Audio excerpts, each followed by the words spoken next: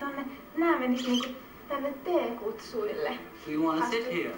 She doesn't speak English that well. Haluatko sä istua siinä?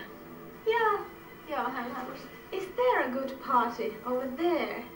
It's a different party, Yeah, she can Let's go go to a over there. different party. Mitä? Ota vaan niitä. Se halusi niitä. So, can I have my latte? She would like to have some tea. If you have some like biscuits for her, just a little low-fat biscuit for Vanessa. Okay. Kannan hänet. Niin. Siinä sulla on mukava ja olepa hyvä. Kato, kun sä sait keksin. Zum Wohl. Ich kann ein bisschen Deutsch sprechen. En ole mikään ihan turha. Lateen ja rupattelun jälkeen mä päätin mennä kansanpariin tekemään vähän markkinatutkimusta. Et millaisia ihmisiä saksalaiset oikein on. Koska ne on kuulemma aika huumoritajuttomia. Bitte. Kannst du mich lachen machen? Was machen? Lachen. Nicht. Joo, eli tässä oli tyypillinen esimerkki, että ei oo huumoritaju. Denkst du, dass ich sehr schön bin? Ja. Ja, danke schön. Tschüssi. Tschüss. Se sanoi, että mä oon ihan mielettömän kaunis. Että tavallaan hän ei keksinyt mitään oikein puhuttavaa, kun hän meni ihan sanottomaksi. Entschuldigung. Entschuldigung. Can I ask you?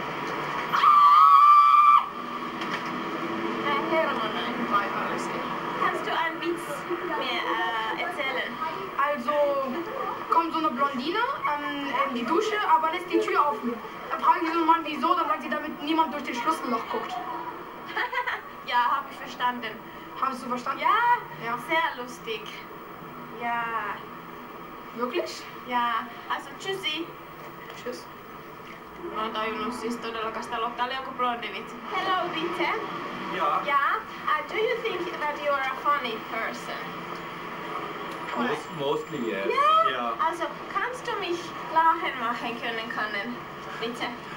Im Moment nicht, weil ich habe Halsschmerzen. Oh, gib, ja. Bitte, eine question. Bitte. So, niin kuin, että please. Bitte, one question, please.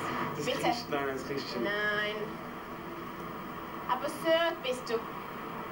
Söt, niinku söötti. Kannst du... Nein. Tschüss. Ja, tschüss. Hyvä Peppu. Bitte. Hallo, ich bin aus Finnland. Aber wir haben keine Zeit. No niin tyylisiä ihmisiä. Ehkä ne ymmärrä sitä bitteä. Jos tää sanoo enemmän niinku bitte. Niin.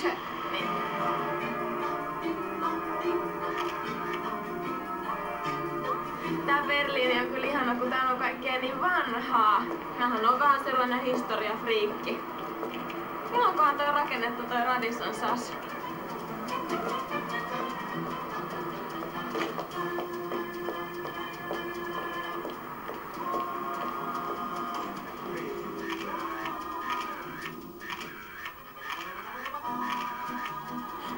Siis, voiko olla romanttisempaa ravintolaa? Ei ehkä. Se niitten manageri jäi vähän vaivaamaan mua. Onkohan se Bob, miettikää mikä nimi siis managerille, niin oikea henkilö vastaamaan maailman